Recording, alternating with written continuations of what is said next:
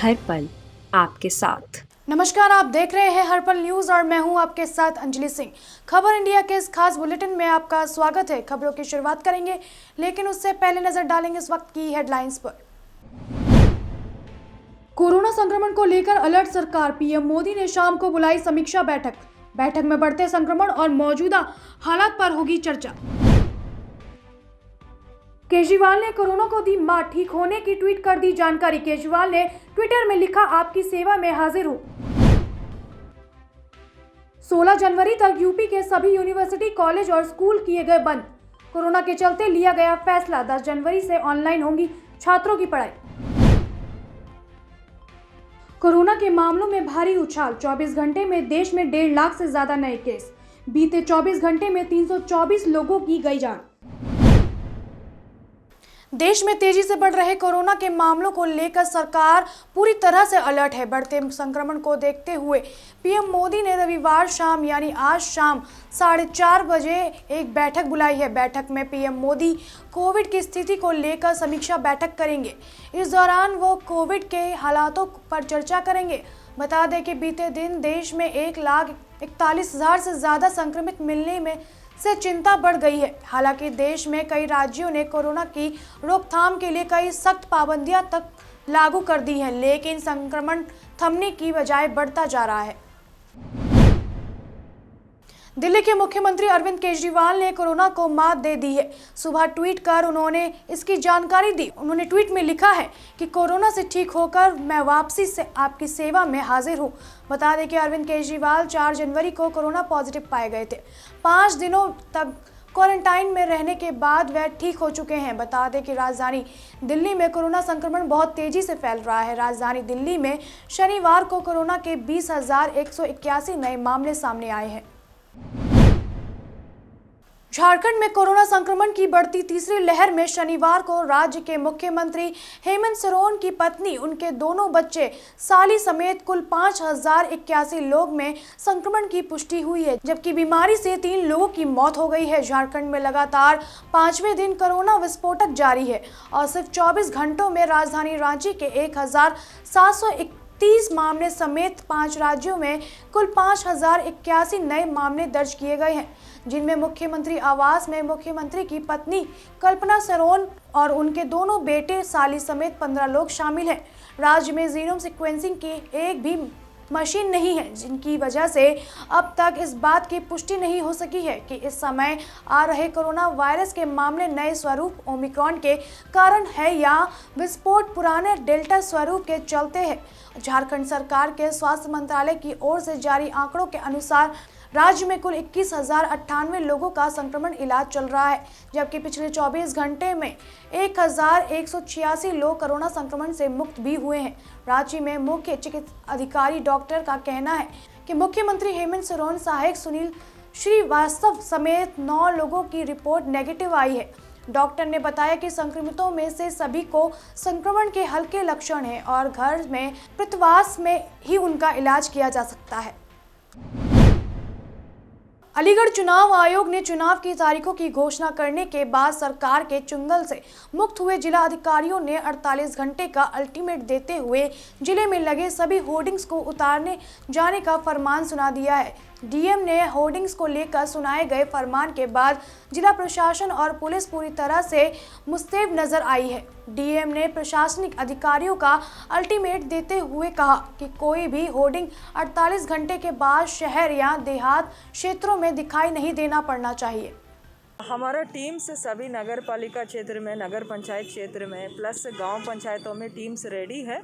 तो एमसीसी का 48 आवर्स में हम लोगों को सभी जो भी इलेक्शन सिंबल्स और बाकी जो है चुनाव रिलेटेड मटेरियल तो रिमूव करना है, उसके तहत हम लोगों का काम स्टार्ट हो गया है। सभी जगह का चल रहा है, उसमें नहीं सभी जगह कर रहे हैं। पूरे अलीगढ़ में आज अभियान चलेगा। फॉर नेक्स्ट 48 आवर्स के अंदर हम लोगों को सभी उतारना है और इलेक्शन कमीशन को कंप्लायंस देना है, तो सभी टीम्स लगे हुए हैं। देश की राजधानी दिल्ली में 22 साल बाद रिकॉर्ड तोड़ बारिश दर्ज की गई है, जहां जनवरी के महीने में शनिवार को एक दिन में सबसे ज्यादा 86.8 मिलीमीटर बारिश दर्ज की गई है। वहीं इससे पहले बीते 7 जनवरी 1999 को एक दिन में 46 मिलीमीटर बारिश रिकॉर्ड दर्ज की गई है। दरअसल मौसम विभाग के मुताबिक पालन केंद्र पर पिछले 27 साल बाद दूसरा मौका है जब रिकॉर्ड तोड़ बारिश दर्ज की गई है। वहीं आयानगर मौसम केंद्र विभाग के पर सबसे ज्यादा 49 मिलीमीटर बारिश और रिच में 48 मिलीमीटर बारिश दर्ज की गई है। बता दें कि मौसम विभाग के अनुमान के मुताबिक दिल्ली एनसीआर में शुक्रवार रात से तेज बारिश का दौर शुरू हुआ, जो शनिवार रात तक लगातार जारी रहा, जहां दिन भर रुक रुक कर कभी तेज कभी हल्की बारिश होती रही। वहीं दिन भर हुई बारिश के चलते ज्यादातर तापमान सामान्य से 3 डिग्री तक लुढ़क कर 16.3 डिग्री सेल्सियस पहुंच गया। इसके चलते कई इलाकों में दिन में ठंड भी बढ़ गई। वहीं दिन में और रात के पारे में ज्यादा अंतर नहीं रहा। हालांकि न्यूनतम तापमान सामान्य से 8 डिग्री अधिक 15.2 डिग्री सेल्सियस दर्ज किया गया है। वहीं पिछले शुक्रवार को भी बादल छाए रहे थे, लेकिन दिन भर बारिश नहीं हुई। इस कारण शुक्रवार को ज्यादातर तापमान सामान्य से 1 डिग्री ज्यादा 20.3 डिग्री सेल्सियस, जबकि न्यूनतम तापमान सामान्य से 6 डिग्री अधिक 13.5 डिग्री सेल्सियस दर्ज किया गया। हालांकि मौसम विभाग ने पहले ही अनुमान लगाया गया था कि जम्मू कश्मीर की ओर से एक नया पश्चिमी विक्षोभ एक्टिव होगा, जिसके कारण 7 से 8 जनवरी को मौसम विभाग ने रविवार को भी हल्की बारिश होने की संभावना जताई। वहीं 11 जनवरी से न्यूनतम तापमान में गिरावट होनी शुरू हो जाएगी। देश की राजधानी दिल्ली में कोरोना के नए वेरिएंट ओमिक्रॉन के मामले तेजी से बढ़ने पर अब भारी संख्या में स्वास्थ्यकर्मी भी इसकी चपेट में आ रहे हैं, जिससे कोरोना का संभावित तीसरी लहर से निपटने के लिए अस्पतालों में स्वास्थ्यकर्मियों की कमी का गहरा संकट खड़ा हो सकता है। ऐसे में दिल्ली के एम्स अस्पताल में कोरोना विस्फोट हुआ है, जहां बीते 24 घंटे में 200 स्वास्थ्यकर्मियों की रिपोर्ट कोरोना पॉजिटिव आई है। बता दें कि पिछले एक हफ्ते में ही यहां के लगभग 400 स्वास्थ्यकर्मियों में कोरोना संक्रमण होने की पुष्टि हो चुकी है। फिलहाल इन सभी को अस्पताल कैंपस के आइसोलेट वार्ड में रखा गया है। जानकारी के मुताबिक राजधानी में नए अस्पताल में 1200 से ज्यादा स्वास्थ्यकर्मी बीते एक हफ्ते में कोरोना संक्रमण की चपेट में आ चुके हैं। ऐसे में कई विभागों में तो 70% से ज्यादा डॉक्टर पॉजिटिव हो चुके हैं। हालांकि इसको देखते हुए लेडी हार्डिंग अस्पताल ने कोरोना संक्रमित स्वास्थ्यकर्मियों को 5 दिन के आइसोलेट के बाद बिना जांच किए अस्पताल का काम शुरू करने के लिए निर्देश दिए हैं। ऐसे में भारी संख्या में डॉक्टरों के कोरोना संक्रमित निकलने की वजह से स्वास्थ्य अमेल में हड़कंप मच गया है, जहां बाकी अस्पताल भी इस लिहाज से अलर्ट मोड में आ गए हैं। वो कोरोना संबंधित गाइडलाइंस का पूरी तरह से पालन कर रहे हैं। राजस्थान में कोरोना बेकाबू हो गया है। आपको बता दें कि 8 जनवरी को 4108 नए कोरोना संक्रमित मरीज मिले हैं। वहीं 227 मरीज रिकवर भी हुए हैं। हॉटस्पॉट बने जयपुर में सबसे ज्यादा 1886 केस सामने आए हैं। जोधपुर में 515 नए केस एक दिन में मिले हैं। प्रदेश में एक्टिव केसों का आंकड़ा 10,287 से बढ़कर 14,166 पहुंच गया है। जोधपुर और अलवर में एक कोविड मरीज की मौत हो गई है। वहीं जयपुर के वैशाली नगर में सबसे ज्यादा 122, सोडाला में 99, झोटवाड़ा में 88 संक्रमित मरीज मिले हैं। मध्य प्रदेश में 24 घंटे में 2040 कोरोना के नए मरीज मिले हैं। एक्टिव केस की संख्या 6,849 हो गई है। वहीं संक्रमण दर 3% पहुंच गई है। आपको बता दें कि 24 घंटे में इंदौर में 621, भोपाल में 434, ग्वालियर में 304, जबलपुर में 152 नए संक्रमित मिले हैं। वहीं बता दें कि भोपाल में मिले नए मरीजों में 36 बच्चे भी पॉजिटिव पाए गए हैं। देश में कोरोना वायरस संक्रमण के मामलों में तेजी से बढ़ोतरी दर्ज की जा रही है। 2 हफ्ते पहले जहां तक कोविड-19 के रोजाना 6 से 7 हजार नए मामले सामने आ रहे थे, वहीं अब यह आंकड़ा 1.5 लाख के नजदीक पहुंच गया है। कोरोना की तीसरी लहर की शुरुआत हो चुकी है। एक्सपर्ट्स का मानना है कि तीसरी लहर का पीक फरवरी में आ सकता है। बढ़ते संक्रमण के मामलों ने देश भर की राज्य सरकारों की चिंता में खास इजाफा किया है। कोविड-19 के दिल्ली और महाराष्ट्र में एक बार फिर से रिकॉर्ड मामले दर्ज किए गए हैं। दिल्ली में शनिवार को कोविड के 20,181 नए मामले सामने आए हैं, जबकि महाराष्ट्र में यह आंकड़ा 41,434 तक पहुंच गया है। बता दें कि पिछले 24 घंटे में देश में कोरोना के 1,49,632 मामले सामने आए हैं, तो वहीं 327 लोगों की मौत हो गई है।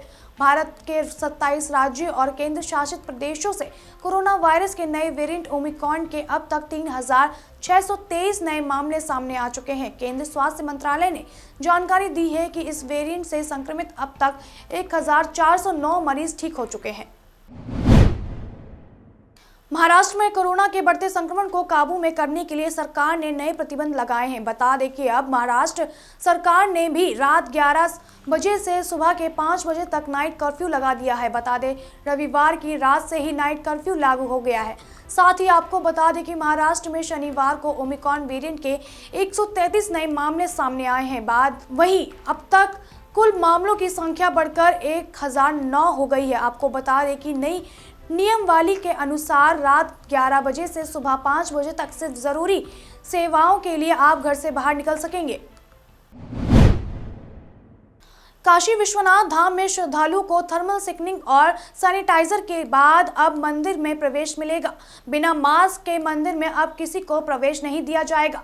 बता दें कि कोरोना संक्रमण की बढ़ती रफ्तार को देखते हुए श्री काशी विश्वनाथ धाम में कोविड हेल्प डेस्क स्थापित कर दी गई है। साथ ही काशी विश्वनाथ धाम के लोकार्पण के बाद देश भर में श्रद्धालुओं की भीड़ उमड़ पड़ी है। शासन ने मंदिर में भीड़ को नियंत्रित करने के लिए भीड़ प्रबंधन व्यवस्था लागू करने के निर्देश दिए हैं। इसके तहत अब मंदिर में झांकी दर्शन की व्यवस्था की स्थायी तौर पर लागू करने की तैयारियां की जा रही हैं। आपको बता दें कि 13 दिसंबर के बाद 20 लाख से अधिक श्रद्धालुओं ने बाबा दरबार में हाजिरी लगाई है। सीएम योगी आदित्यनाथ ने काशी विश्वनाथ धाम में 6 जनवरी को निरीक्षण करने के दौरान भीड़ के इंतजाम का जायजा लिया। उन्होंने अधिकारियों से श्रद्धालुओं की सुविधा के लिए भीड़ प्रबंधन का इंतजाम कराने का निर्देश दिया है। वेस्ट यूपी में मौसम का मिजाज बदला हुआ है। यहाँ लगातार बारिश हो रही है। मौसम वैज्ञानिकों का अनुमान है कि 9 जनवरी तक ऐसे ही मौसम बना रहेगा, बल्कि ओला भी गिर सकते हैं। वेस्टर्न डिस्टर्बेंस की वजह से ये बेमौसम बारिश हो रही है। बता दें कि 5 दिनों तक बारिश और ओले की वजह से ठंड और बढ़ सकती है। जानकारी के मुताबिक अगर बारिश रुक रुक कर होती है तो किसानों के लिए फायदा है। खास तौर से गेहूं की फसल को फायदा होगा। गेहूं के अलावा मस्टर्ड की फसल को भी फायदा होगा। हिमाचल प्रदेश में भी अन्य राज्यों के साथ साथ कोरोना वायरस के मामलों में तेजी से इजाफा हो रहा है। ऐसे में सरकार कोरोना गाइडलाइंस को लेकर सख्त होती जा रही है। इसी बीच खबर सामने आई है कि हिमाचल प्रदेश में कोरोना के बढ़ते मामलों को देखते हुए शैक्षणिक संस्थान 26 जनवरी तक बंद रहेंगे। केवल मेडिकल, डेंटल, नर्सिंग संस्थान भी खुले रहेंगे। कोरोना के लगातार बढ़ते मामलों के बाद यह फैसला लिया गया है। मुख्यमंत्री जयराम ठाकुर ने सभी जिलों के डीसी और आला अधिकारियों के साथ बैठक के बाद ये फैसला लिया है। जिलों के डीसी, एसपी और सीएमओ के साथ ही की गई वर्चुअली बैठक के बाद कोविड नियमों की सख्ती से पालन करवाने का निर्देश दिया है। साथ ही स्वास्थ्य संबंधित सुविधाएं पुख्ता करने के लिए निर्देश दिए हैं। उत्तर प्रदेश के जनपद अलीगढ़ के नियमित किया गया 400 किलो का ताला फिलहाल प्रदर्शनी की शान बना हुआ है। नुमाइश प्रदर्शनी के मैदान में लगाए गए इस 400 किलो के ताले को लेकर अपना इरादा इजहार करते हुए कहा गया है कि प्रदर्शनी खत्म होने के बाद अयोध्या में श्री राम मंदिर के लिए बुजुर्ग दंपत्ति की ओर से ताला भेंट किया जाएगा, जबकि बुजुर्ग दंपत्ति का इरादा अब इससे बड़ा यानी 6 कुंटल का ताला बनाने का है। आपको बता दें कि ताले को अगले साल 26 जनवरी पर दिल्ली में परेड के दौरान लगाने के लिए परमिशन मांगी गई है। श्री पिताजी का नाम भोजराज शर्मा है और हमारा ये 100 साल से पुराना काम चला आ रहा है और हमने ये ताला जो है अपने हिंदुस्तान का नाम ऑल वर्ल्ड में करने का मेरा विचार था। उसके लिए मैंने ये ताले का मतलब निर्माण किया है। अच्छा, इससे पहले मैंने एक ताला और बनाया था, वो 300 किलो का था। तो उसमें पूरी ऑल इंडिया की शिकायत आई थी मेरे पास कि ये ताला आपने राम मंदिर के लिए बनाया है। तो मैंने सबसे मना कर दिया था उस समय कि भैया ये तो पार्टी का ताला है, ये तो पार्टी को ही जाएगा और आगे के लिए मैं राम मंदिर के लिए दूसरा ताला का निर्माण करूँगा। तो मैंने इस समय ये हार्ट की पेशेंट होते हुए भी मैंने इस ताले को ये तैयार किया है इसको। उत्तर प्रदेश के जनपद अलीगढ़ में बेखौफ नकाबपोश बदमाशों ने घर में घुसकर एक परिवार को हथियारों के बल पर घर के अंदर बंधक बनाया। आपको बता दें कि बदमाशों ने हथियारों के बल पर परिवार को घर में बंधक बनाकर घर के अंदर सोने चांदी और आभूषण लूटते हुए नगद रुपयों की डकैती डाली है, जिसके बाद बदमाशों ने लूट की वारदात को अंजाम देकर बेखौफ बदमाश मौके पर फरार हो गए। मैं गई, फिर पापा के पैर पकड़ के बोला अंदर चल, मम्मी को भी अंदर चल, हथियार पकड़ के 4-5 लोग मम्मी पापा को अंदर गए, बच्चों को भी दीवार पे चाटा मारी, डिग्गी भर गया एकदम। आज थाना बननादीर क्षेत्र में सरिता नाम की महिला द्वारा पुलिस को सूचना की गई कि उनके घर में कुछ लोगों ने अंदर एंट्री करी है और एंट्री करने के बाद उनके घर में कुछ जो नकदी रखा हुआ था और जो जेवरात रखा था उसको ले गए हैं। इन महिला का अपने पति से भी कुछ महीना पहले एक मुकदमा लिखवाया गया, तो उसकी भी रंजिश बताई जा रही है। अब जांच की जा रही है, 4 टीमें लगा दी गई हैं। जल्दी घटना का खुलासा किया जाएगा। तो बताया जाता है कि जो आरोपी थे उनमें कोई महिला भी थी। सीसीटीवी फुटेज के माध्यम से कंफर्म किया जाएगा। अभी सीसीटीवी चेक किए जा रहे हैं। देश दुनिया की सभी बड़ी खबरों के लिए बने रहिए हर्पल न्यूज के साथ।